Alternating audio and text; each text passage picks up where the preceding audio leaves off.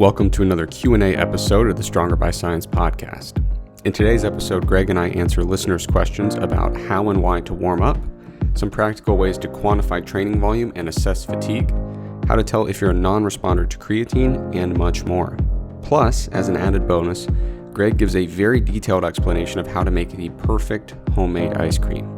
Remember, if you want your questions answered on a future episode, be sure to submit those questions using one of the links in the episode description.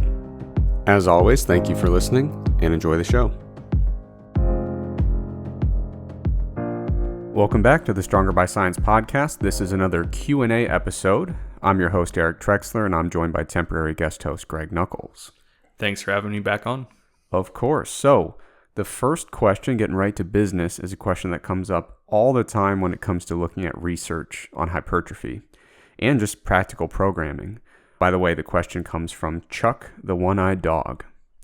What is the best way to calculate volume for hypertrophy training? Hard sets regardless of reps? Reps times weight times sets? Question mark? Yeah, so this has been a topic of a fair amount of debate.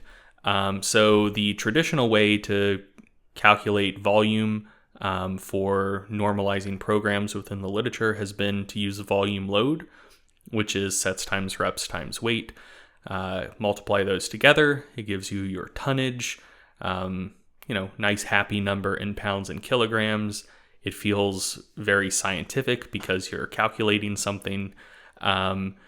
And that's what was used pretty much exclusively in the literature to normalize training programs and to equate them for decades, like at least 2 or 3 decades. And as best I can tell, someone just started doing that and everyone else followed suit. There wasn't a rigorous process leading up to that to make sure that that was actually the best way to equate training volume, assuming you're interested in, something that will theoretically equate outcomes as well. That was just a convention, and so that's what everyone did. Tons of people still calculate their tonnage as if it actually means something. However, when we look at the research, we see a whole lot of instances where tonnage is different. The number of sets performed is the same, and hypertrophy is the same. So most of those studies are comparing kind of normal moderate rep, moderate load training to low load training. So for example, doing sets of 8 to 10 reps per set with about 70-75% of 1 rep max to doing sets of 20 to 35 reps per set with below 50% 1 rep max. In virtually all of the studies that have used that kind of experimental setup and have equated the number of sets performed, you see very, very similar hypertrophy, but much higher volume loads with the low load training condition. So it seems like the number of hard sets is a better way to equate training if you're interested in hypertrophy outcomes. So another thing I'll just generally note is that even if you kind of hew to the traditionalist idea of the classic hypertrophy range of 8 to 12 reps per set, even there, like, volume load's going to be way higher if you're doing sets of 12 versus sets of 8. It's probably going to be 30-40% higher, give or take. So, like, ultimately, I don't know what you are measuring besides tonnage. Like, it gives you something to calculate, but is it worth calculating something that doesn't ultimately mean anything with regards to the training outcomes you're interested in? So just to nuance this a little bit, when you equate the number of hard sets pretty close to failure or to failure that are performed, seems like hypertrophy is pretty similar, but there's ends to that range. So for really, really low rep stuff, so here probably thinking triples and below, you probably need to do more sets to get similar hypertrophic outcomes to higher rep training. And if the load gets below about 30% of 1 rep max, it seems like hypertrophy on a per set basis starts dropping off as well. There was a recent study testing that where they compared training at, I believe, 20, 40, 60, and 80% of 1 rep max. They found similar hypertrophy with loads between 40 and 80% of 1 rep max, but quite a bit less growth with 20% 1 rep max. So there are edges to that range. But probably for sets of between, I don't know, maybe 4 and 40 or 50 reps, it seems like if you're doing the same number of sets, hypertrophy on a per set basis is pretty similar.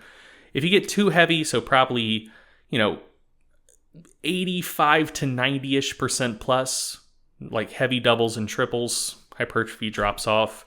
If you get below 30% 1 rep max, I don't know why you ever would, unless you're a subject in one of these studies. But if that happens, probably a little bit lower hypertrophy per set. But through the range where most people train in, hard set seems to be the way to go.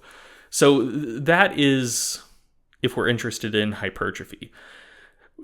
I think... Can I make a quick comment on that? Yeah, go for it. You mentioned like you don't know why somebody would go below 30. When there's first a lot of like lively discussion about the study showing like 30% 1RM resulting in a decent amount of hypertrophy.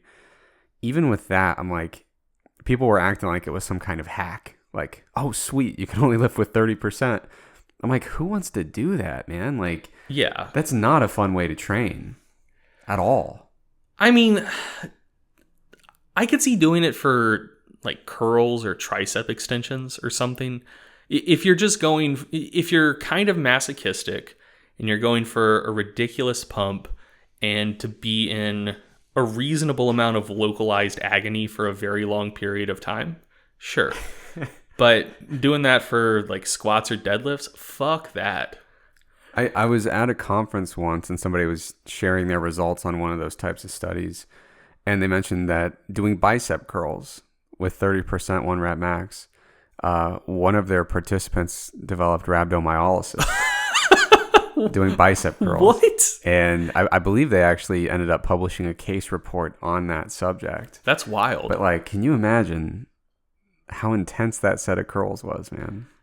That's a more intense set of curls than I have personally ever experienced. Yeah, me too.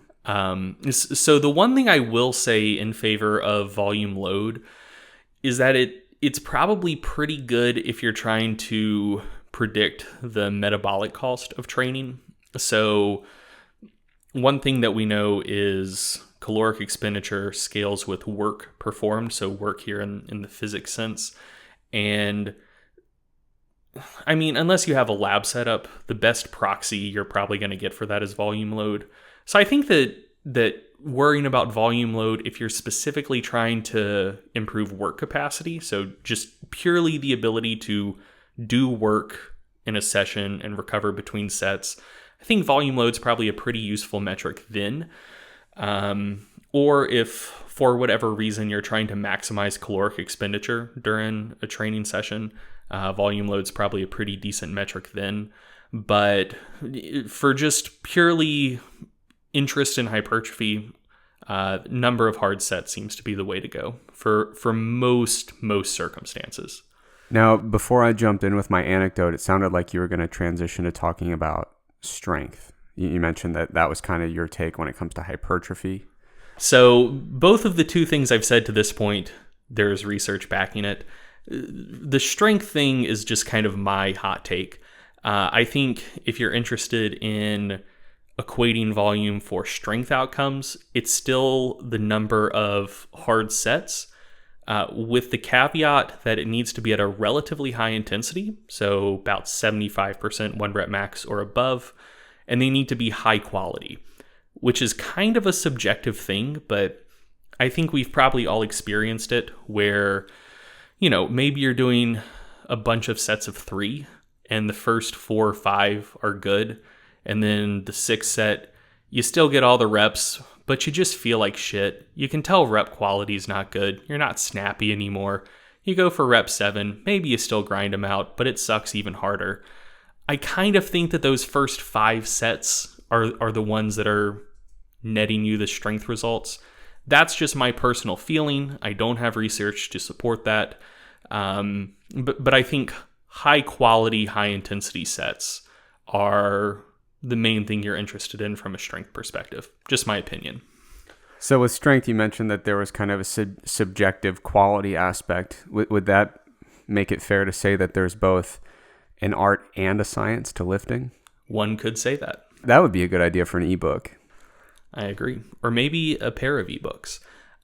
Okay, moving on to the next question. For you, Eric, from the asker fitness14s_Insta. Seen this username and then the question. Stereotypes on point. I love it. Yeah. How does marijuana affect recovery from strength and hypertrophy training when it's either smoked, eaten, or vaped? Yeah, so Eric, does this podcast support Vape Nation? Are we a pro Vape Nation, anti Dutch Nation podcast?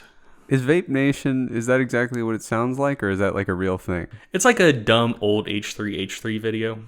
Okay, yeah, I'm not privy to that information. It's exactly what it sounds like. As long as it's adults making health conscious decisions about what they want to do with their vaping habits. But maybe not fitness14s_Insta. Maybe not.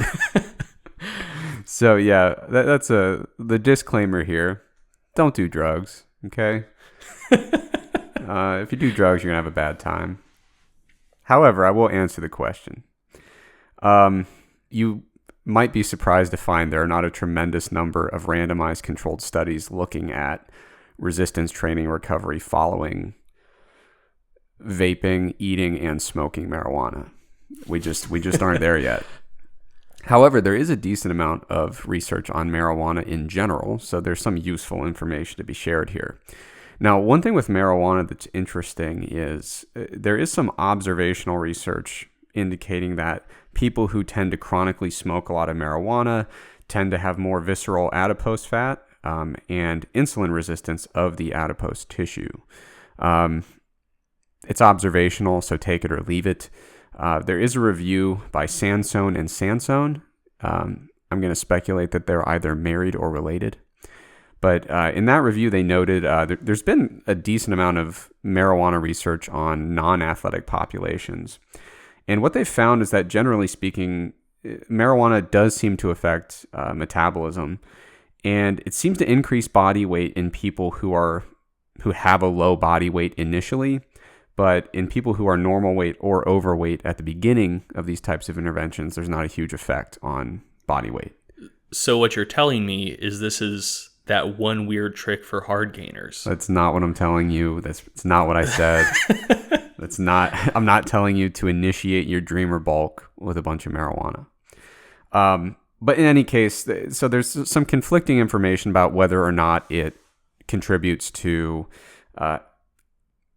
deleterious effects on metabolism. There are some acute studies showing an acute increase in metabolic rate while you're actually partaking.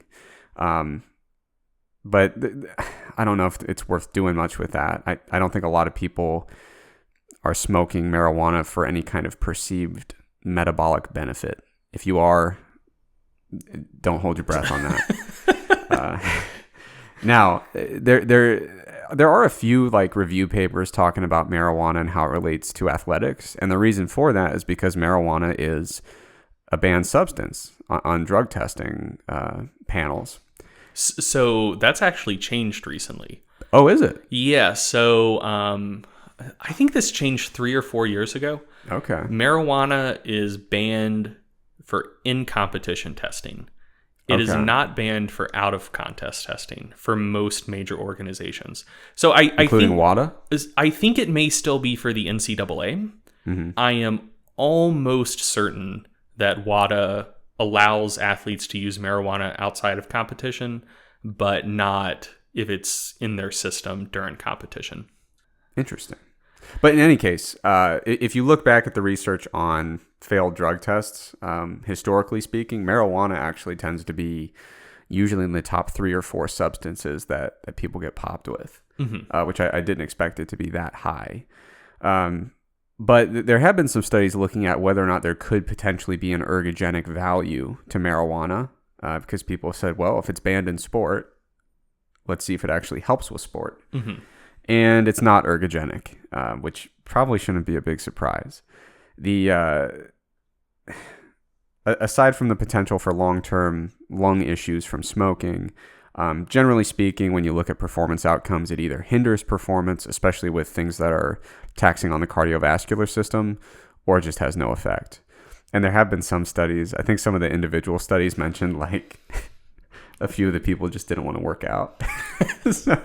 Well, that's believable as hell. Yeah, I think they had to note that as subject dropout because they're like, yeah, they just didn't.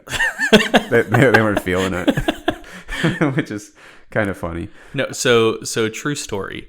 I have partaken in marijuana exactly 4 times in my life, and I generally like the idea of it. Like I'm a fairly chill guy, and I like to lean into that. Like if I could take something that doesn't seem to be all that harmful, especially if, it's consumed as an edible and not smoked, I like the idea of being even more chill than I am now, to wind down in the evening, etc. Every time I've used it, I fall asleep immediately. It takes, probably 10, 20 minutes to feel anything. I feel better, chill, relaxed for about 5 minutes and then instantly asleep. Yeah. So I would be one of the people who would not be working out in this study. Yeah. Because you would be unable to wake me up. And that is a good point because even in these papers, usually they'll note, like acutely, there's definitely not an ergogenic effect. There's no reason to believe it would be helpful in terms of muscle gain or strength gains in any way, mechanistically speaking. But they have noted, obviously, people subjectively report better sleep. They've argued that there might be some benefit when it comes to dealing with performance anxiety or anxiety in general in athletes, and even potentially minor pain relief from injury. There's a lot of anecdote in the literature. Obviously, it's not easy to study marijuana given different legal challenges. But they have argued, okay, there might be some kind of indirect performance-related benefits that might justify making it banned for sports specifically. Mm-hmm. But I mean, usually when you look at those drug lists, any kind of illicit street drug, they're pretty much gonna just put on the list anyway. Yeah. So given that this asker is fitness14s_Insta, it's possibly worth noting that there is some research suggesting that regular use of marijuana during the teenage years is associated with a permanent decrease in IQ, which is maybe something that someone would want to be concerned about. I assume that's not the case if, you spark up a J once a month or something. But if you're someone who regularly uses marijuana, that seems to be what goes down. That is troubling. Troubling indeed. For personal reasons? No, I'm just worried about the general population. That's very kind of you. You've got these horrible people legalizing marijuana all over the place, which is just crippling the family unit and family values that I tend to promote. So, as you know. So one thing to note is of the research I've seen on the states that have legalized marijuana, the data that exist tend to indicate that rates of teen marijuana usage either don't change or possibly decrease. I think it's one of those things where, like, once something's no longer a forbidden fruit, a bunch of shithead teenagers are no longer as interested in it. So yeah, I mean that's pretty believable. Yeah. But I did want to have a couple notes about CBD because that seems to be a very popular topic. I saw a headline that caught my eye in a review by an author named Carvalho. Exposure to CBD is associated with a reduction in mammalian testes size, fertilization rates, plasma concentrations of hypothalamic, pituitary, and gonadal hormones. Moreover, chronic doses have been associated with impaired sexual behavior in mice. It looks like there's a small body of literature indicating that chronic exposure to CBD is pretty not great for the mammalian reproductive system in males. This was something I wasn't aware of. Obviously, you would wait for some human trials to come out on the subject with, reasonable exposure dosages. But in any case, I found that to be remarkably troubling indeed. Something to keep in mind and to keep an eye on for future literature that might relate to humans. Do we know, is there any research looking at whether those changes are reversible or not? Not that I'm aware of. Fair enough. I'm not certain. It's just one of those, with CBD, there's just it's everywhere and there's so much anecdote, but comparatively a lot less research. Yeah. When you look at the research, it has been approved as a drug for, I believe, a specific type of seizure. There's some human research looking at anxiety that seems to be promising, but not entirely conclusive yet. But another thing, something that I kind of speculated about but hadn't found research on until recently, there's a paper in the Journal of the American Medical Association in 2019 by Bon Miller. Apparently, there's some pretty serious quality control issues with CBD products. Not to be mistaken for Von Miller. Correct. This is a very different but equally cool person, I assume. Von Miller seems cool, right? He seems cool as hell. Are you kidding me? Yeah. I just wanted to make sure. Hell yeah. You never know if there's somebody that, you're the last person to hear that they're actually, terrible, and you're like, oh, cool guy, and then you get in trouble. If I know that someone seems terrible, I'm probably not going to casually mention them on this podcast. Fair enough. This is something we've run into before. It may shock you to learn, Eric. I'm not intentionally trying to torpedo the podcast that I'm a temporary guest co-host on. I know. Okay, but quality control of CBD. In previous episodes, I was like, you know what? I just don't trust it. But that was based on kind of a gut feeling. Mm-hmm. I finally found a study about it. They looked at 84 products from 31 companies. These are CBD supplement products. About 43% of them were underlabeled. About 26 were overlabeled. And about 31% were accurately labeled. And I think they built in about a 10% buffer there. So if it was within plus or minus 10 of labeling, I think that's what they settled with. But also they detected a measurable amount of THC in 18 of the 84 samples, which is something that, like I said on previous episodes, if you're subject to a full WADA panel or any kind of drug testing for your job or your sport, in which low levels of THC might fail you for a drug test, I think that's a really important consideration. Yeah, especially if it's something where they're doing sensitive testing and there's a zero tolerance policy. Yeah. For sure. Yeah. But yeah, so to wrap things up, when it comes to marijuana, follow the law, be healthy, be safe, kids, especially all you fitness teens out there. But yeah, there's really no reason to believe that there's a direct ergogenic effect. There's no reason to believe that there would be any benefit when it comes to muscle growth. The only stretch you could make would be just the extra little bit of sleep quality, maybe. Well, which is mostly anecdote. And that it's the number one tip for hard gainers. You heard it here first, folks.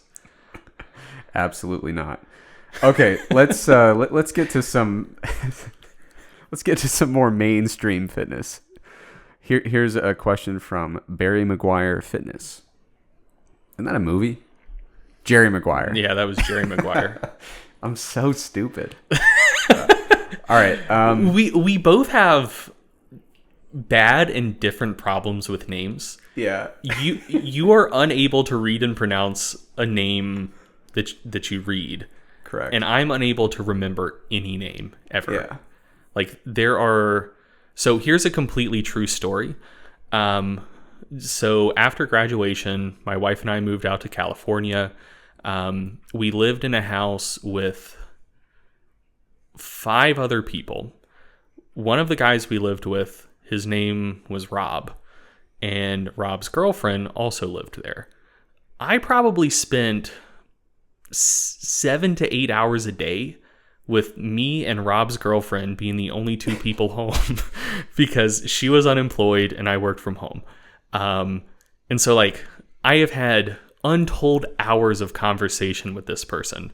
But when I first met her, she introduced herself. I forgot her name. It reached the point that it was completely impolite to ask her name again. And so to this day, I have no idea what her name was. She will forever be Rob's girlfriend. Yeah, no, there's definitely a point where it's far too late. Yeah. You cannot ask. But if you're listening along, I mean, we try to make the show pretty practical and applicable. If you're listening along and you find yourself in a situation like Greg's, here's a little tip that you can use. What you do is you try to find a way to be in a position where you would introduce them to somebody else or introduce someone else to them, and then just seem preoccupied during the actual introduction. Mm-hmm. So at the time where you would say, hey, this is whatever her name is, you just somehow be preoccupied, and it'll look like you're absent-minded, but it won't look like you've not known their name for 8 months. No, I mean, that's what that's the play I try to make. Yeah. But it's like, this is a housemate, and we didn't have that much company. So like, what could I do? You know? You got to try to find a way, man. You know, I don't think she ever noticed. So did you ever find out her name? No, I have no idea to this day. The thing I do is if anyone's met me in real life, they know that I refer to almost everyone as bro. Like, that's my gender neutral term, either bro or buddy or dude. I don't think that's how gender neutral works. You know, I lived in California for 6 months. I can claim dude as gender neutral. I have lived in gyms for like 16 years. I can claim bro as gender neutral. I'll give you dude, but bro's tough. Okay. Bro's like saying man. See, I think that's gender neutral too. Yeah, I mean, I'll refer to my wife as man and dude and bro. Like, fair enough. Yeah. Anyway, so I just lean into that. And if you refer to everyone as one of those terms, people don't notice that you don't know their name in particular. It just becomes like a part of how you interact with people. Mm-hmm. See, I just refer to people directly as you, or if I'm talking about them, I refer to them as an entity. And that way, you could virtually never offend a person by suggesting that they are in fact some type of entity. Sure. And that's a fact. Okay, let's get back to fitness. All right. So Barry McGuire Fitness, he asked, how important are warm-ups? What constitutes an effective warm-up? And what are some warm-up misconceptions? Yeah, so in general, how important is a warm-up? It's fairly important to do at least something. The exception to that rule is Keith McConey, or McHoney. I think it's McConey. Very, very good 66 kilo weightlifter in the USAPL. Until very recently, he held, I believe, the squat, deadlift, and total record in that weight class. And a quirk about him, which I learned from talking to other members of the US's IPF Worlds team, is he doesn't warm up. Like, he'll do one warm-up set at like 90% of his opener for every lift, and that's all the warming up he does. So, you know, if he's going to open 500 in a squat, he just waits around until he's about to go up, hits a single at 450, and then goes and opens with 500. The reason I found out about this is apparently he got in trouble with whoever went as the national team's coach that year, when he was a lifter at Worlds, because the coach wanted everyone to do at least some sort of warm-up, and Keith was like, nah, dude, like, that's not how I do this. And the coach was like, no, you have to warm up. And they apparently got in a big fight about it. But Keith had a string going for a while where I think for 7 consecutive meets, he set the world record for the total and like re-broke his own record again. So like, obviously worked for him. As far as I'm aware, he doesn't have any chronic injuries he's dealing with. So if you're Keith McOney, you don't have to warm up. I think we can all accept that by this point. For everyone else, you probably should. So what are you trying to accomplish with a warm-up? One is just to generally raise your core temperature and also to raise the temperature within the muscles that you're going to be using for the workout. That accomplishes two main things. So the enzymes that you use to produce energy, and really any enzyme, has an optimal temperature at which it functions best. And for the enzymes you use to produce ATP, their optimal temperature is, if memory serves, right around 100 degrees Fahrenheit, or about 38.5 degrees Celsius. Normal body temperature being 98.6/37. So you want to get the temperature up in the muscles a little bit, just so the enzymes you're going to be using to produce energy actually can produce energy at the fastest clip possible. Another thing that happens is your muscles have viscoelastic properties. And so the visco there refers to viscosity. And if you've ever tried to, say, pour cold honey versus like microwave honey and then pour it, you can see the difference that temperature makes on viscosity. And apparently, just a few degrees change in muscle temperature can affect those viscous properties and thus the elastic properties of muscle to help its contractile function work a little bit better. So warming up is very literal. One of the primary things you're trying to do is just to raise the temperature in the muscle that you're going to do. In terms of what constitutes an effective warm-up, beyond just doing enough general activity to raise the muscle temperature, the biggest thing you want to do is movement prep or a dynamic warm-up for whatever exercise you're about to do.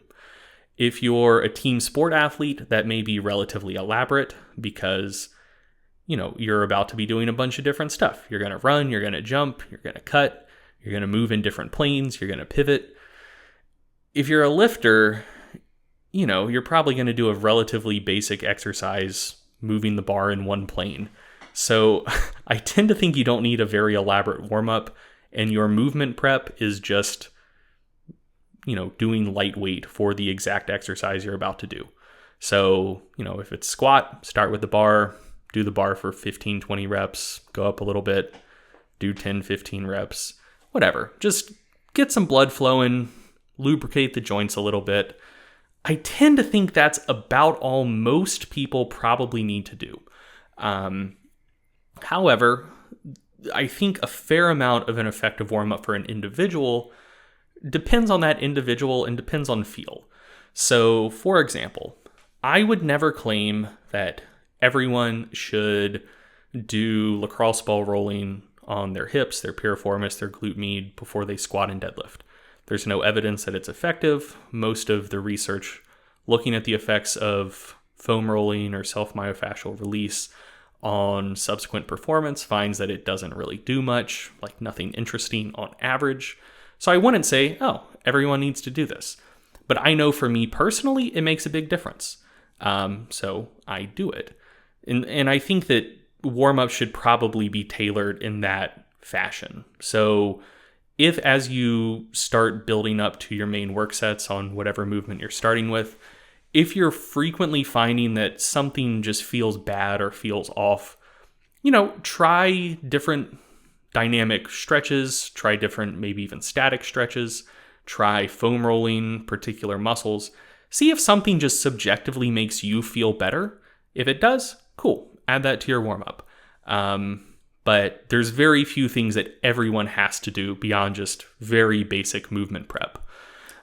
I find it interesting that you mentioned that foam rolling and lacrosse ball type work helps for you, because I also subjectively feel quite a difference when I do those types of things before a big squat or a deadlift workout.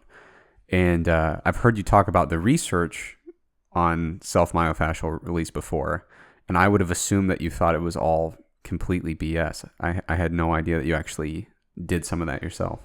Yeah, so, okay, I'm going to come in with a sweltering hot, decidedly not evidence-based take. Here we go. Actually, I guess it kind of is. So the principle that absence of evidence isn't evidence of absence. If you look at the foam rolling literature, the vast majority of what gets rolled, it's either quads or hamstrings. Like, that's pretty much what every study looks at. I haven't seen a study that looks at getting a lacrosse ball there in your piriformis or glute med. For me personally, foam rolling my quads and hamstrings doesn't do shit. Like, my personal experience very much matches the research there. But for me and a fair amount of people I know, getting in your lateral hip area makes a big difference. So, I mean, it very well could just be one of those things where, maybe that type of stuff does make a difference, but there just hasn't been research looking at the right muscles yet. So yeah, someone's probably going to crucify me for that, but whatever. It's well deserved. If not for that, you've done plenty. Sure. But yeah, so in general, basic movement prep and just doing light reps with whatever exercise you're going to do, I think that's plenty of warm up for most people. But yeah, if the movement doesn't feel good, just play around with other things that may feel good for you personally. I think the biggest misconception, just building off of everything I just said, is that anything beyond a basic movement prep is necessary for everyone. There are a lot of people who absolutely swear by foam rolling. They say, oh, you have to roll every muscle in your body before you even think about touching a barbell. That's dumb. What's the thing that was popular like 3 or 4 years ago? The fucking voodoo floss or whatever. That was like a thing for a while. People saying everyone has to do that. No research on that. Like, no, everyone doesn't have to do that. A lot of like traditional strength coaches are still into like a very thorough dynamic warm-up before anyone even considers touching a barbell. I also think that's completely overkill. Like, I think it makes a ton of sense for sports practice, not so much for the weight room. But yeah, I mean, beyond just basic movement prep, doing lightweight with the exercise you're about to do, I don't think there's anything that everyone just needs to do beyond that. So next question for Eric from JVDM94. Is any incline chest work worth it? Does it increase the size of your upper chest? That is an interesting question from the perspective of a bodybuilder. I think if you ask the typical bodybuilder, how do you feel about only doing flat bench the rest of your life, they would probably be quite concerned that their overall chest development would be hindered by that. There's a few ways to look at answering this question. First, there's the research looking at bench press at different angles and how that affects the activation of different areas of the pectoral muscles. And generally speaking, the flat bench press is pretty damn good at broadly activating the pec musculature. There are some studies showing that if you play with the angle, you can preferentially get a little bit extra activation in certain areas of the muscle. So there is some evidence to suggest that doing some incline pressing might give you a little bit more preferential activation of the upper chest area. That doesn't necessarily mean that you're going to have additional hypertrophy. There's EMG activity does not necessarily translate over time to hypertrophy. But there is a study, not on incline bench press, but I think it's informative when it comes to variation in exercise in general. There's a study a few years back where they looked at quad hypertrophy using squat only, or a program that had a variety of exercises. So they had squat, deadlift, leg press, and lunges. And what they found was the overall amount of hypertrophy in the quads globally was similar between the groups. But the group that did a variety of exercises, they had more uniform growth across the quadriceps. So when they looked at all the different quad muscles individually and saw, even though it was the same relative amount of growth in general, it was more uniform looking at the various components of the quads. And so I take a somewhat similar approach when it comes to training the upper body musculature. And just one thing to note about that study is the group doing a variety of exercises was also doing, one of them was leg press, not leg press, was deadlift, I mean. Yeah. Which one would very much assume on a set per set basis does not train your quads as hard as squats. And just because range of motion is slightly smaller as well, I would assume lunges probably don't train your quads quite as hard as squats do either. So if anything, that study kind of stacked the balance in favor of squats, if anything, and still found better uniformity of hypertrophy with the variety of exercises, which I think, if anything, makes it even more striking. Yeah. And so there's that aspect of it. Also, so when I think of my chest volume throughout the week, I borrowed some training principles from the other Eric Helms, Eric 2, smaller font, Eric. So Helms, he kind of planted the idea in my head. He was saying he was training like 5 days a week or something. And they're basically 5 full body sessions. And he was dividing up his volume across, I'm paraphrasing, but something along those lines, a lot of full body work throughout the week. And so I've been doing something similar. So I'm probably averaging 3 or 4 chest workouts a week, but they're low volume per session. But with my chest work, aside from looking at details of muscle activation and stuff like that, what I find is if I were doing all of that volume on flat bench press, my wrists, elbows, and shoulders would probably be pretty unhappy with me, just based on my personal training experience. Mm-hmm. When I vary that a little bit, so right now I have a flat bench workout, I've got an incline unilateral dumbbell bench workout, and then I've got a flat dumbbell workout. And I find that the variety of allowing joints to just slightly different angles on those 3 exercises, I think it does help me out in the long term of just not overloading the joint at a very specific angle over and over and over. Mm-hmm. So for me, even aside from preferentially targeting one area of the muscle or another, just keeping my joints feeling healthy and fresh, it has been a really nice benefit of messing with some of those pressing angles. So my short answer would be, I would say for me, you probably disagree with this based on a discussion we've had in the past, but I would say my best chest builder, if I had to pick one exercise forever, I would choose the flat barbell press. I know previously you completely disparaged the flat barbell press on an old episode. Did I? It was like your first go-to for overrated exercises. Well, because I think it's overrated doesn't mean I think it's bad. I mean, it is the avatar of exercises that everyone thinks about when they think resistance exercise. Yeah. How much you bench, bro? Well, it's like your study, right? You ask people like, how many years have you been lifting? 6. How many have you been benching? Exactly 6. Yeah. The second you start lifting, you're benching. Yeah. So, I mean, something can still be a good exercise and be tremendously overrated. Like those... Yeah.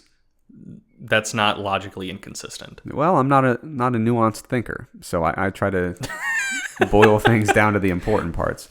But what I'm getting at is, if you just benched from here on out and you developed a really strong bench, you did it with decent volume, frequency, intensity, you would develop a strong, big, well-developed chest. Not disputing that. No one's going to look at your physique and say, oh crap, that guy's been skipping out on the incline presses. Because I think the flat bench press does activate the pec pretty globally and pretty effectively. But I do think there's benefit of including that incline chest work, especially if you're a bodybuilder or, extremely comprehensive balanced chest development is particularly important to you. Not to mention the fact that incline chest work usually also gives some nice stimulation to the anterior deltoid as well. Yeah, I mean, I like the point you brought up about just generally keeping joints happier. I also cycle through lifts pretty frequently for very much the same reason. I think it's not quite as extreme, but it's a similar principle to endurance athletes doing cross training.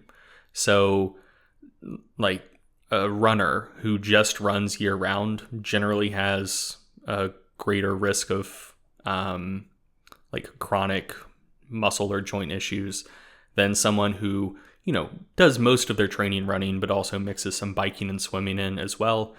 still getting the aerobic work, but also not loading the exact same motor pattern over and over and over again. It's obviously much more subtle, like comparing bench press to incline press, like versus running versus cycling. Like it's a smaller difference, but I think the same principle applies. And I've noticed the same thing. Like if I do, especially like comp deadlifts all the time, fucks me up. Same thing for bench and squat, but to a lesser degree. But just by keeping a rotation of exercises in, I feel so much better. Yeah. Also, tip of the hat to Helms. I've been really enjoying this type of training. If anyone's interested in learning more about that, Eric talked about it in a pretty fair amount of depth on Jeff Nippert's channel a while back. If you want to check out that video. Cool. All right. So, Greg, we got a question from Arminius. The question: how is the concept of functional overreaching applicable in a hypertrophy training block? And how often would you advise to use this technique? To build onto that, how would you best reap the benefits of the supercompensation following a successful overreaching period? So up to about 6 months ago, I would have said, how relevant is the concept of functional overreaching to hypertrophy? I would have said not at all.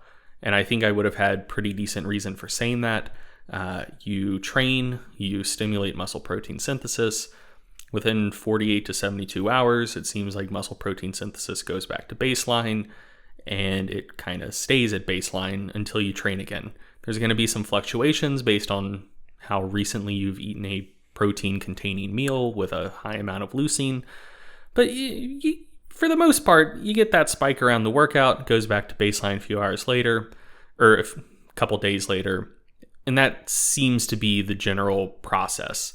So I would have said, if you're going to do functional overreaching and, maybe then deload and you're hoping for a big rebound in hypertrophy, I would have said that's dumb. Like a couple days after the last workout of your functional overreaching block, muscle protein synthesis is back to baseline. You're not going to get anything extra out of that.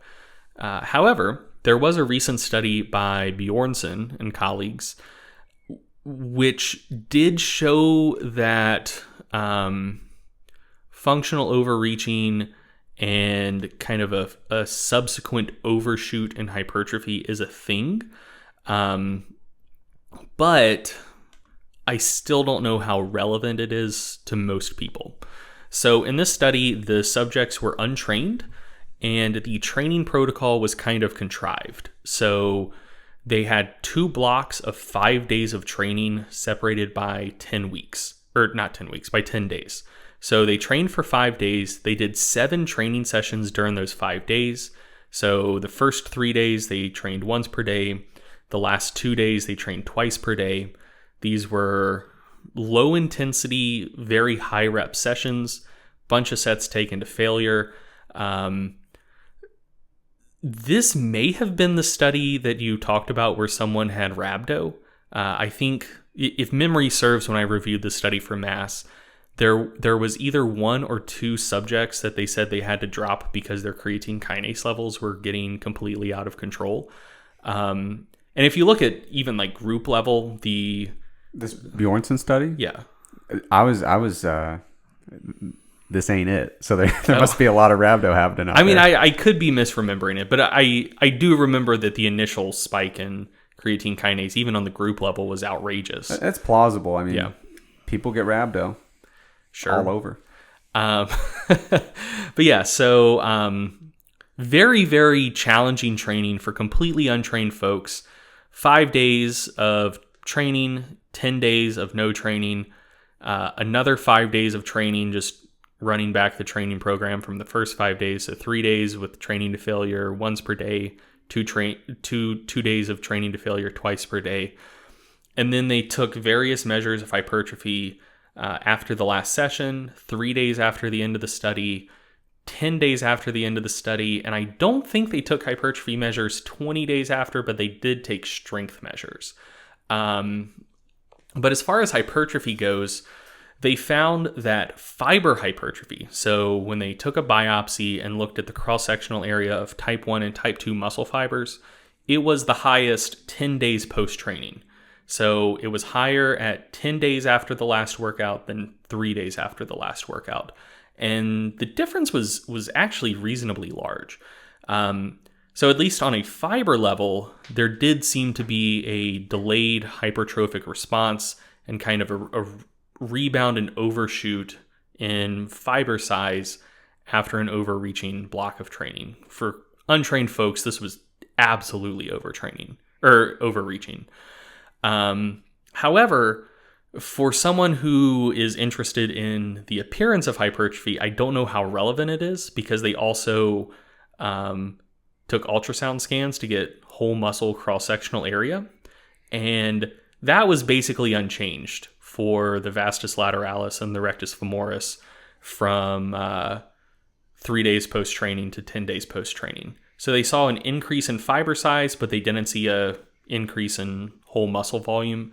It very well could have been a situation where 3 days post-training there was a fair amount of edema, and then by 10 days post-training the actual amount of muscle tissue itself had increased, but edema had gone down, so the muscles themselves didn't actually look that much bigger. But yeah, on a fiber level, seemed like functional overreaching, and then subsequent delayed hypertrophy was a thing.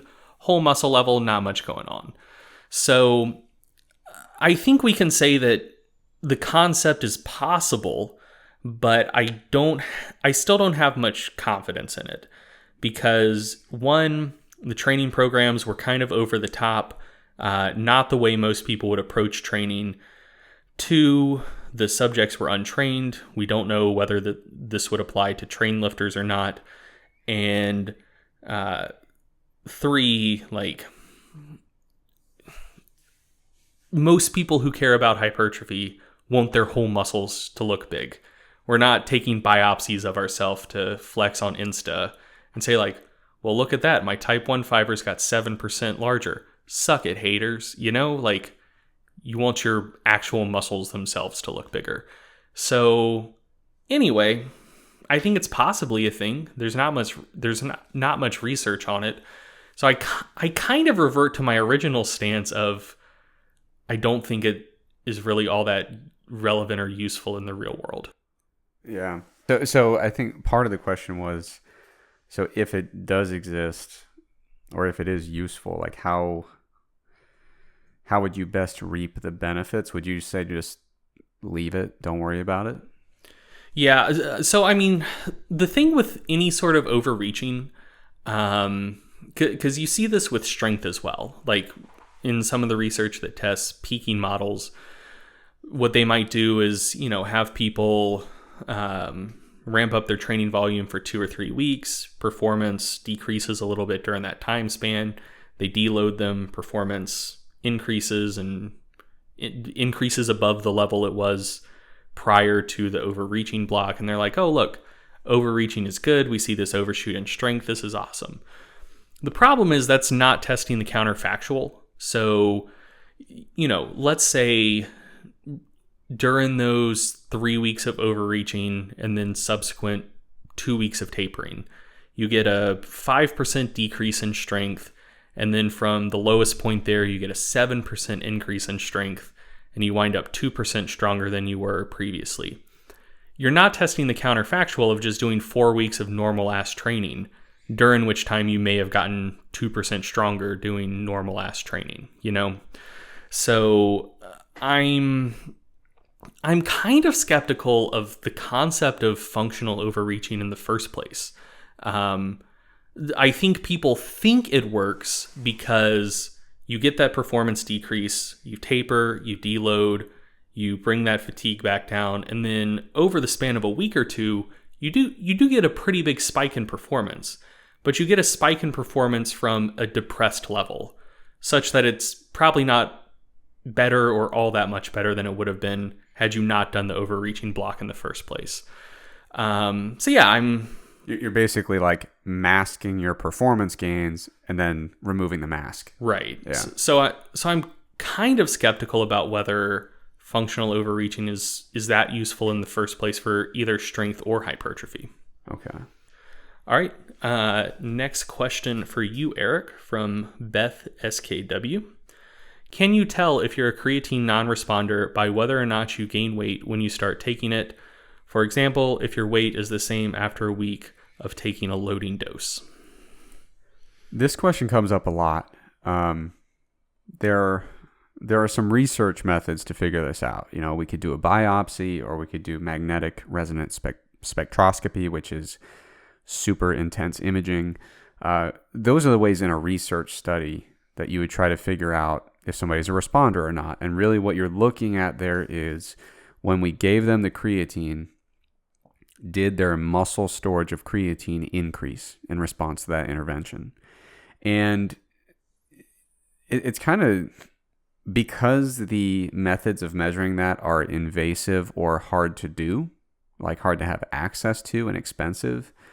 What's interesting about the non-responder problem is we have some estimates about like what percent of the population might be a non-responder, but from a technical perspective, they're not super robust estimates. I mean, it's like, it's based on probably, I would say, like a handful of papers, none of which had more than like 20 or 30 people.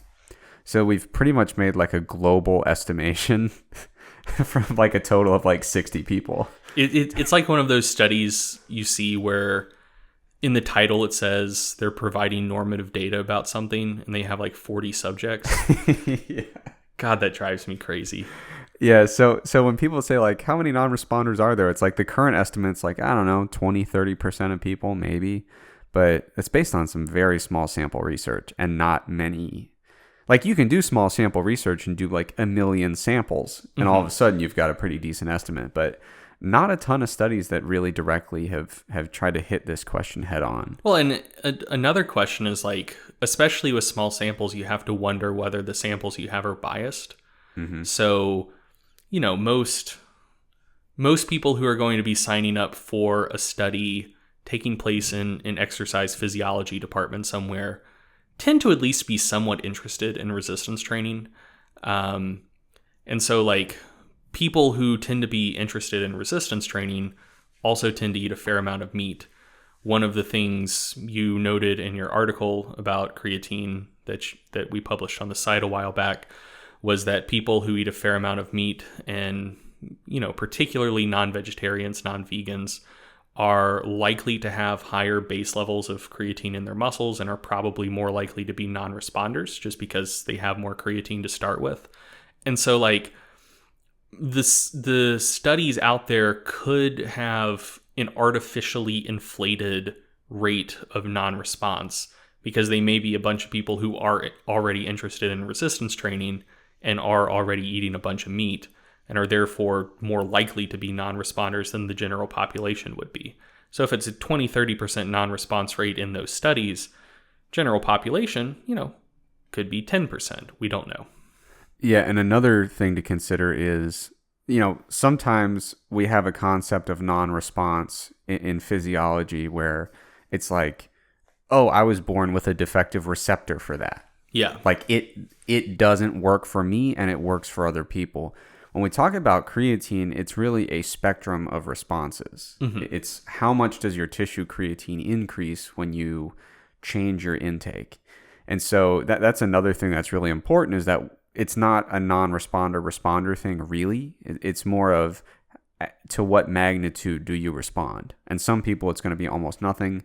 Some people it's going to be a huge change. And most people are going to be somewhere in the middle. Mm-hmm. So that's one thing to keep in mind, is that it's not like some kind of thing where you're either going to feel it or you're not. It's a spectrum, and it's hard to tell very easily without some kind of direct measurement, like, is this working or not? So in theory, weight gain should be a helpful metric. Usually when we do a study with creatine intake, we will see that the creatine group gains more weight than the placebo group. One thing to keep in mind there, though, if you don't have the benefit of doing this on two groups of people with a big sample, I mean, you're just doing this at your house, right? It's just you. one thing to keep in mind is if you start creatine loading and because you're drinking, 4 extra beverages a day, like you might just be waterlogged. It's like you've just added like an additional like 70 ounces of fluid to your day-to-day fluid intake. So like at first you might just be heavier because you're drinking a ton more. Yeah. So that's something that's going to cloud your perception of that kind of N=1 experiment. So you have to keep that in mind. Now, theoretically, as I was saying, we should see an increase in body weight. And that should be due to the fact that when you get on creatine, you increase storage of creatine if you're a responder. That creatine is osmolytic, so it should draw water into the cell and increase your total body water. Usually it'll cause a gain of 1 to 3 pounds or something like that over a short period of time. Now, one of the things that I find interesting is if you look at the research trying to determine like, is all of the fluid storage intracellular? Because a lot of bodybuilders are interested in that because they're like, I don't want any extracellular fluid. I want it all in the muscle cell. The experimental research actually doesn't indicate that it's like exclusively intracellular water storage. And it's not even close to being exclusively intracellular when you look at the experimental data. So it looks like the intracellular storage probably drives the gain in water weight, the intracellular storage of the creatine. And I think what's happening is that creatine within the cell is osmolytic, does draw water into the cell, but I think your body is a lot smarter than you, and it has it kind of naturally self-corrects and makes sure that the relative ratio of intracellular to extracellular fluids are relatively balanced. I kind of view it almost like when you try to really mess around with sodium and potassium balance, and like generally speaking, your body will do a pretty good job correcting it. And then when your body can no longer correct it, you die. Yeah. So you would expect the ratio of intracellular water to extracellular storage when you do this kind of creatine loading. Intuitively, you would be like, oh, well, it's all going to get stored in the cell. The experimental data don't really support that very well. But if you're a bodybuilder and that makes you concerned, just because it's extracellular fluid does not mean it's subcutaneous water storage. So, I mean, extracellular water is a very broad compartment of fluid. It does not mean it's going to make you look bloated or watery or less lean. And anecdotally, the driest, to use a colloquial term, the driest, leanest looking bodybuilders you've ever seen on stage, a ton of them took creatine that morning. So it's not something to be concerned about, but it is something I find interesting because you often hear people say all of it's going to get stored in the cell, but the data don't seem to support that.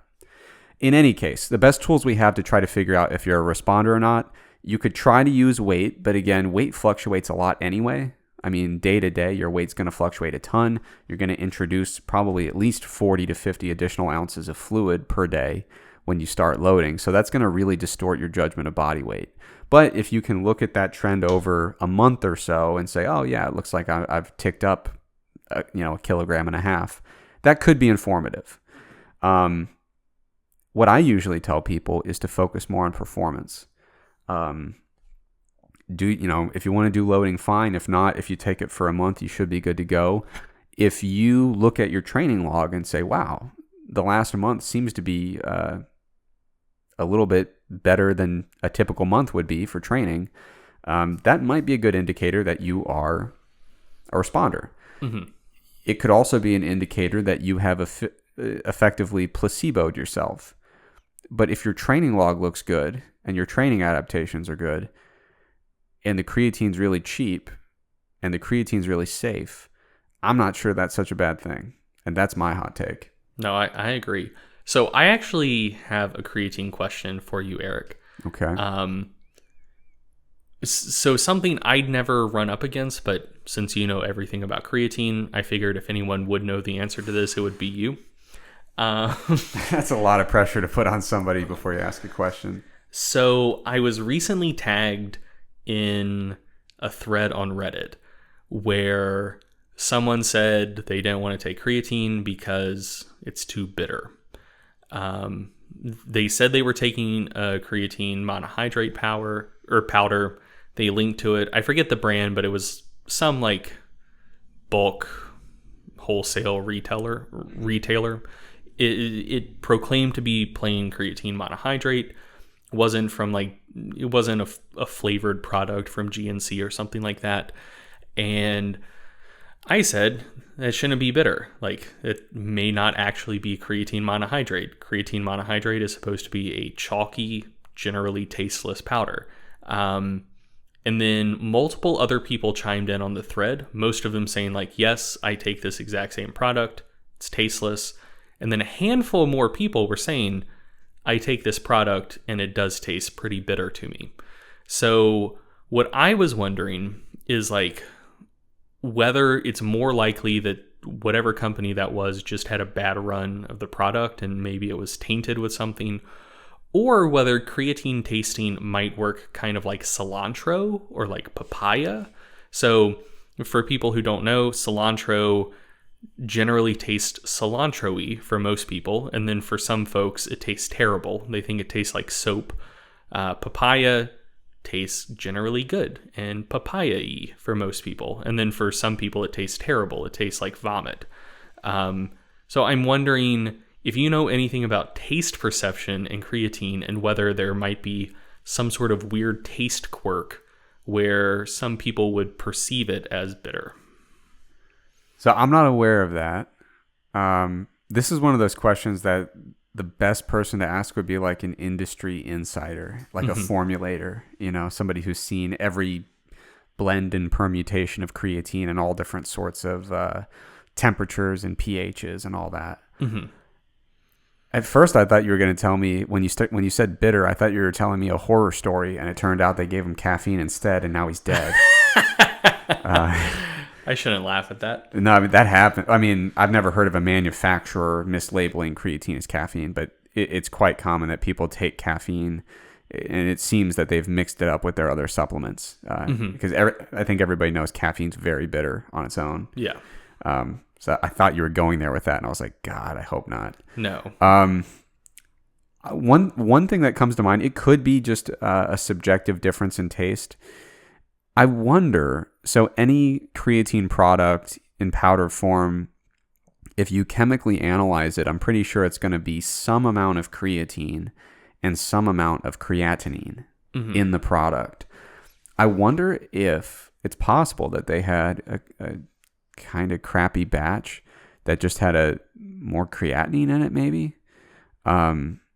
Maybe that has more of a bitter flavor profile. That is an absolute random stab in the dark, a complete guess.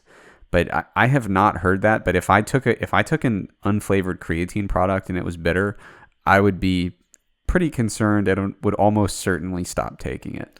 Yeah, I mean, we've talked about quality control issues in the supplement industry multiple times on this podcast already. So my hunch is that it was probably just a bad run of the product. Right. But if there were variations in taste perception, I figured if anyone would know about it, it would be you. I have never heard that, but I might text somebody about that. I think I might know somebody who could tell us something about that. So podcast listeners, if I get any useful information, I will report back. Cool. All right, on to the next question. From PhysioStrength NYC. What would you say is the most pragmatic and valid way to objectively measure fatigue? So I'm not actually going to answer this question. Perfect. Well, so I will, but it may not be the answer you're looking for. The most pragmatic and valid way to objectively measure fatigue is probably not the best way to measure fatigue. I say that because there was not a meta-analysis. There was a systematic review that came out not all that long ago. I want to say 2016. Title was Monitoring the Athlete Training Response, subjective self-reported measures trump commonly used objective measures, a systematic review. And the title kind of gives the game away there. So based on the measures of stress and fatigue that we have, it seems that subjective measures tend to work better than objective measures, both for predicting subsequent changes in performance and also for predicting the deleterious things that tend to come with excess fatigue. So here we're talking about increased injury risk, risk of developing infections or illness, which can happen with overtraining. So it seems that for the most part, subjective assessments of perceived energy, perceived stress, perceived fatigue, perceived mood tend to do a better job of actually assessing athlete fatigue than objective measures do. An exception to that might be if you are purely an aerobic athlete. Heart rate variability seems to be a pretty decent indicator of fatigue in aerobic athletes. Almost all of that research is either looking at aerobic athletes or like heart failure patients. There's, I think, one study on strength athletes, and it was looking at using HRV to kind of like assign training frequency and not so much how well it tracked with some like gold standard measure of fatigue, which I'm not really even sure what that would be. So yeah, objective measures, not that good. Subjective measures, pretty good. If you have some sort of sleep tracking device, if you're interested in something objective, that could be pretty decent as well.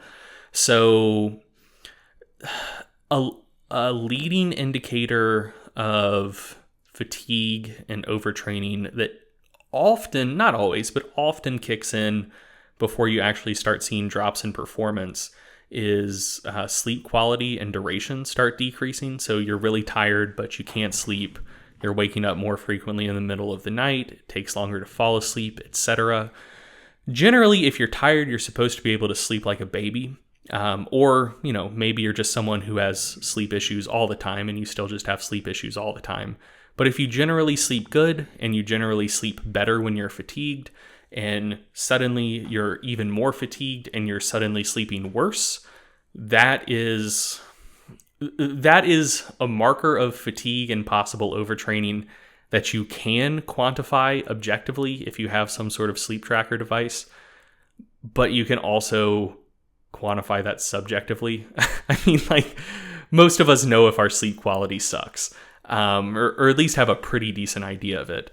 So yeah, most pragmatic and valid objective thing you can use, HRV if you're an endurance athlete, maybe some sort of sleep monitor for anyone else, but for the most part, subjective measures of mood and perceived fatigue and stress seem to be more useful for most athletes. All right, question for Eric from... Man, I'm going to be the one to fuck up a name now. I'm going to say Mertuluk _ Eric, is fasting more effective than simply calorie restriction when it comes to retaining muscle mass whilst losing body fat? Whilst? Hell yeah. That's some Middle English shit. I'm feeling that. Well, I'm glad that you're feeling it because I hope you give a good answer to this person whomst asked a good question. I'm actually going to abstain. And I think you know why. Look at the question. Dude, you're the one who picked out your questions to answer. No, in the question, 2 human beings are tagged. Oh, okay. Greg Knuckles and the other Eric Helms. Listen, nobody cares about Eric Helms. He doesn't know anything about nutrition or training. Why do people keep tagging him in these things? He's a joke. Did you put this fucking question in the outline just to get a dig in at Eric Helms? No, actually, I like this question. Okay. I was gonna say, because that's either really petty or a good bit. I know it's a good bit, but that would have been really fun to play as super petty.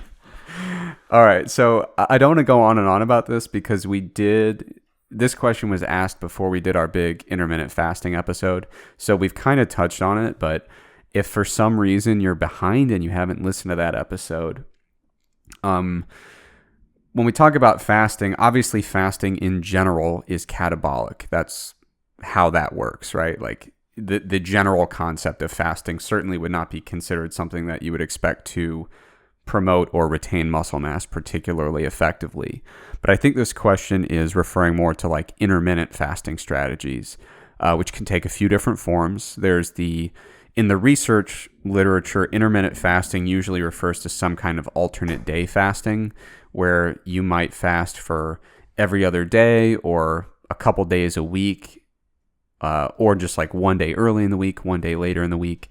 Quite a few different ways to do that. And what's interesting is with those studies, the typical idea based on what we know about protein timing would be, if you're fasting 2 days out of the week, you're going to miss so many opportunities for protein feeding. All of your lean mass is going to fall off. You're going to go super catabolic. Realistically, looking at those interventions, the differences in lean mass aren't really notable.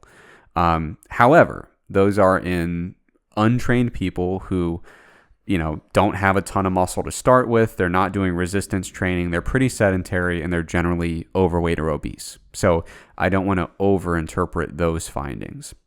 When it comes to people that are resistance trained, we have some research on other approaches that are referred to as intermittent fasting, but they're really time-restricted fasting. So time-restricted feeding, right? Yes, time-restricted feeding. And so with those strategies, you would consume all your calories for the day within a short window. Usually it's like 4 to 8 hours. The studies we see on resistance trained people, there was one study that did show the lean mass gains and the performance gains, the strength gains, were a little bit impaired by the intermittent fast or the time-restricted feeding compared to a control diet. But in that study, it was a 4-hour feeding window, and the overall protein intake was pretty low for that day. It was only like 1 gram per kilogram. Mm-hmm. The control group was eating, I think, 1.4, a pretty meaningful difference in protein intake. Grant Tinsley, who's been on the show, has done 2 studies the last couple years. I think the lead author of one was Morrow, but Tinsley was on the paper. But there have been a couple studies coming out using an 8-hour feeding window, in which the lean mass gains or the retention of lean mass were basically equivalent, and performance outcomes were basically equivalent. And I know definitely in the most recent one where Tinsley was the lead author, a couple of the things they were really careful about was making sure there was enough total protein intake each day. I think it was about 1.6 grams per kilogram. And they also made sure that the training wasn't performed in the fasted state. And so I'm starting to really view protein timing a little bit more liberally than I used to. It looks like if you're training hard, you're doing plenty of resistance training, that seems to have a really notable impact on how long the anabolic stimulus from a protein feeding lasts. And it also seems to sensitize your muscle to the anabolic response to protein feeding for a very extended period of time. So for up to 24 hours after a lift, you seem to be kind of hypersensitive to the muscle protein synthesis response to a protein feeding. And so, some of these very applied studies are indicating, honestly, even if you're only having, an 8-hour feeding window, you could really only have probably 3 solid protein feedings in that. Mm-hmm. To consider them really discrete meals. Yeah. It looks like that's pretty sufficient within the studies we've seen so far. Now, does that change when we're talking about super extreme deficits and people getting super duper lean? Maybe there could be a slight benefit to muscle retention with different meal timing with the protein. But generally speaking, fasting doesn't seem to be more effective for muscle retention, but it doesn't seem to be notably worse if you're following those general principles of enough protein per day. I would say an 8-hour feeding window so far looks a little bit more favorable than a 4-hour. Mm-hmm. But there are other methodological differences with those studies that you can't necessarily say it's just the time of the feeding window. But generally speaking, if you wanted to err on the safe side and use some kind of intermittent fasting strategy and you're resistance trained, I would say that the way to go would probably be an 8-hour feeding window. Make sure you have plenty of protein each day and don't train in the fasted state. And I think that would be just as good as a more traditional meal pattern. Yeah, I mean, I think the key here is really that the dose makes the poison. Yeah. I think that a lot of people have a tendency to look at things in a binary way. Either, you have a traditional 16-hour feeding window, or you're doing some sort of fasting. And clearly there's some point that you can reach at which fasting can become deleterious. So 8-hour feeding window seems to be fine. 4 hours, maybe fine, maybe a little worse. If you took it to the extreme and you just eat 6,000 calories in one meal every 3 days, I don't think anyone would expect that is just as good as a traditional feeding pattern. Right. So, at some point it can become too much, but up to that point, it seems to be just as good. And 8 hours, an 8-hour feeding window seems to be within that range where you're not fasting so much that it becomes deleterious. Yeah, the one thing, it asked, is fasting more effective? I think we've kind of explained where fasting would successfully fit into kind of a feeding strategy or a feeding schedule. But one thing I would note is one of the benefits of having kind of a time-restricted feeding window. The literature many times has shown a benefit in terms of satiety. So if you're on a calorie-restricted diet and you're struggling to deal with hunger, it's always very subjective. You want to play around with it a little bit, but a lot of people do notice that when they restrict their feeding window, it makes a low-calorie diet a lot more bearable, a lot more tolerable in terms of their hunger and their desire to eat, which are two different things. I think a lot of people forget that. Even if it didn't help your physiological true hunger, a lot of people find it to be really beneficial to just mentally take a break and say, I know I'm not eating for a while, and I'm cool with that. Yeah, I think people underestimate the benefits that hard rules and restrictions can have for some people.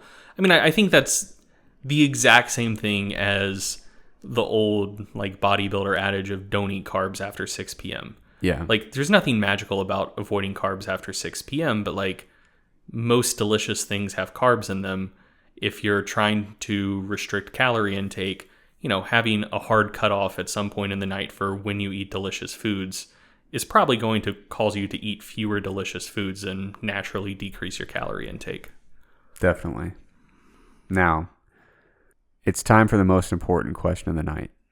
Okay, so this is a question a lot of people have been asking. The fitness world is kind of going crazy wanting answers about this, so we figured we would set aside some time and just air it out and tell everybody everything they want to know.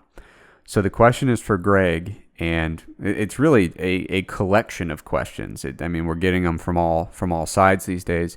People want to know, Greg, the ice cream that people see on Instagram. For people that don't know, Stronger by Science is a family.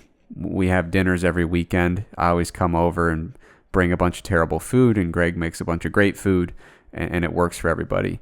But lately, he's been making his own ice cream, posting it on Instagram, and I promise you, as a person who has tried all of it, it is incredible. So, Greg, help the people out.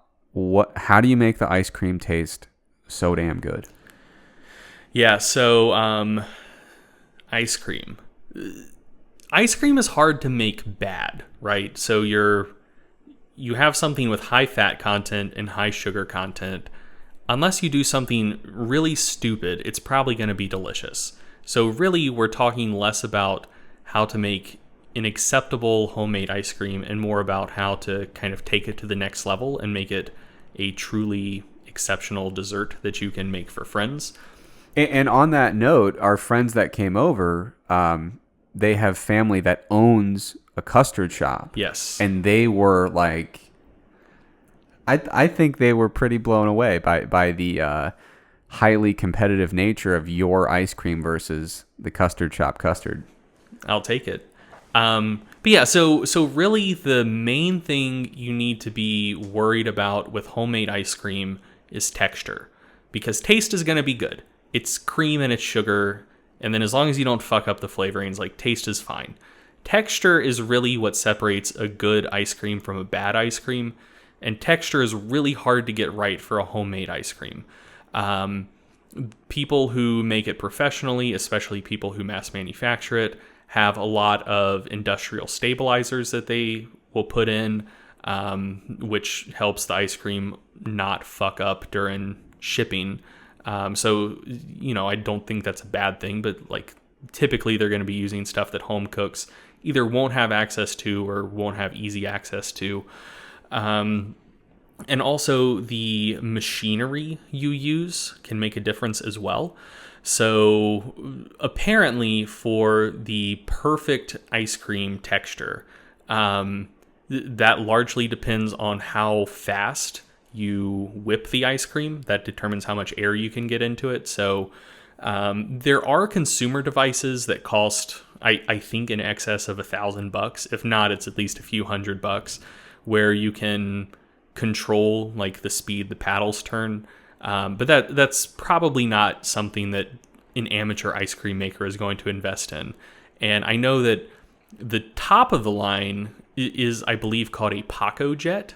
And what you do with that is, instead of putting the cream mixture within a bowl and then you spin around and it freezes as the thing turns, you actually just freeze the mixture solid, and then it has a blade with an ass load of horsepower behind it that beats the already frozen cream mixture, which helps break up any ice crystals that have formed within the mixture. And so you get like a super, super smooth, decadent ice cream from that. But anyway, you're probably not going to have access to any of that stuff as a home cook.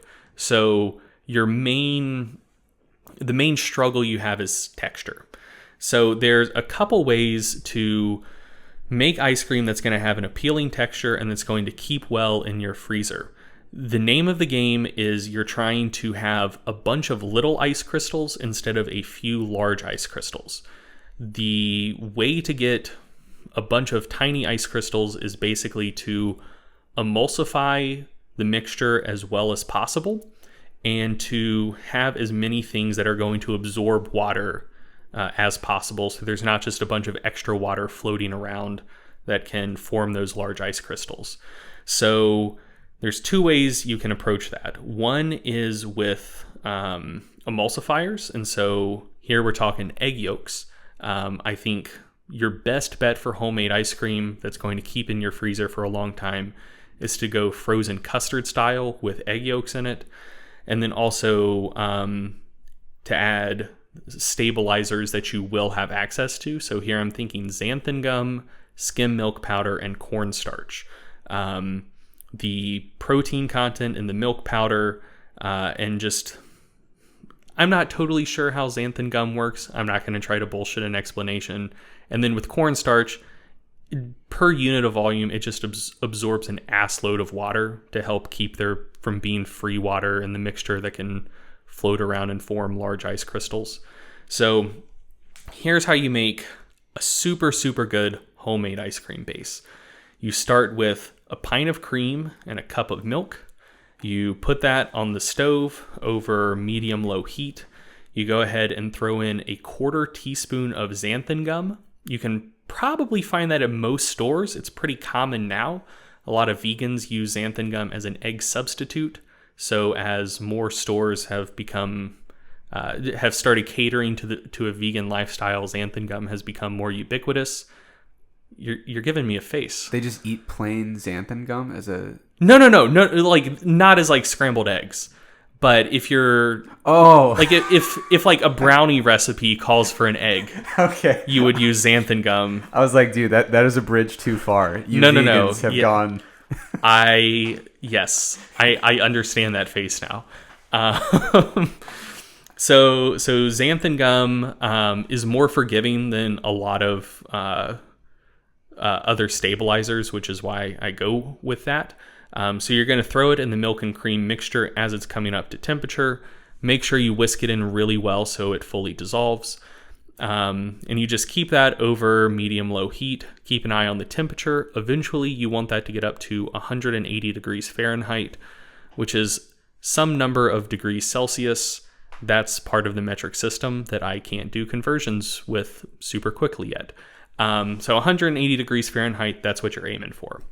While that's coming up to temperature, what you want to do is crack some eggs, get eight egg yolks.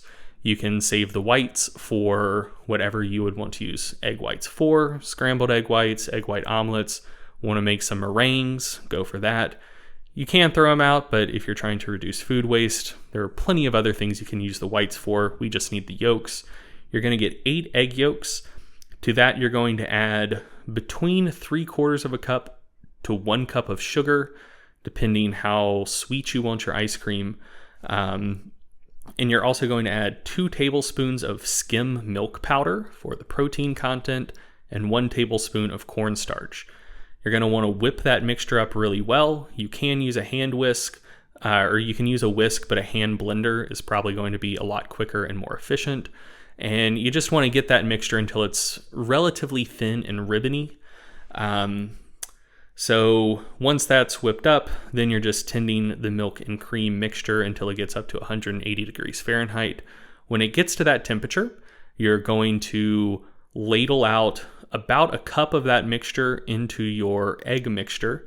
And as you pour it in, you whisk it in very quickly and very well. Repeat the process a couple times. That will help your yolks get up to temperature gradually. It's not going to shock them, so you don't wind up with scrambled eggs. Once you've whisked a couple cups of the milk and cream mixture into your eggs, you pour that back into the pot where everything is simmering, and you let that mixture get up to 170 degrees Fahrenheit, stirring constantly. That's going to be hot enough to make sure the eggs get fully integrated into the mixture, but it's going to be cool enough that it doesn't cook the egg yolks. Again, you don't want to wind up with scrambled eggs. So once it hits 170 degrees Fahrenheit, then you pour it into whatever container you're going to make the ice cream in, like the, like jug thing on the ice cream maker itself. Pour it through a fine mesh sieve so you can filter out any, if there's a chunk of cornstarch still in it, or if some of the eggs did scramble a little bit, it's going to strain those things out. Just make sure you have a nice, silky, creamy ice cream base left, and then you churn it the next day. So that's for just plain ice cream that's just milk and sugar. On top of that, you can add any sort of flavorings you want. So I've done plain vanilla, I've done cookies and cream, I've done pistachio, I've done salted caramel. That was the best one. That's the most recent. That was really good. So for the salted caramel, instead of mixing the sugar in with the eggs, instead I turned the sugar into caramel sauce and used that instead of adding additional sugar. But yeah, really, once you have the base down, the world is your oyster. Whatever you're using for flavoring, throw that into the milk and cream mixture as it's coming up to temperature. The longer it's in the hot liquid, the more it's going to steep, the more it's going to impart its flavor into your ice cream. But yeah, really the base is the key. If you can get a good ice cream base, you can make some good fucking ice cream. And between the emulsification from the eggs, the stabilization from the xanthan gum, stabilization from the protein and the skim milk powder, and just the sheer water absorption capability from the cornstarch, you're going to wind up with a very thick, luscious, creamy ice cream that, unlike most homemade ice creams, keeps super well in the fridge. And yeah, it's good stuff. All right. And so for next week's episode, I am going to do a deep dive into shredded chicken, I think. Really get into the details about how to make it in the crock pot, different kind of vegetables and sauces you can eat with it. So we'll clear out some space for that next week. I think that does it for this week's Q&A episode. I guess I guess food questions are on the table now. I don't really get it. I feel like shredded chicken's fine. But I mean, if people like it, then people like it. But as always, if you have questions that you want answered about training volume or creatine or how to cook stuff, you can always send us those questions on social media. The links to all those different social media threads will be provided in the description of this episode. Thanks, as always, for listening, and we'll see you next time. Thanks for listening to the Stronger by Science podcast. Now, Greg and I are not experts in medicine or health or really anything else for that matter. So before you make any changes to your diet and exercise habits, make sure you check with a doctor or another healthcare professional. If you enjoyed this podcast and you'd like to support it, visit strongerbyscience.com to check out the products and services that we offer. Thanks for listening, and we'll see you next time.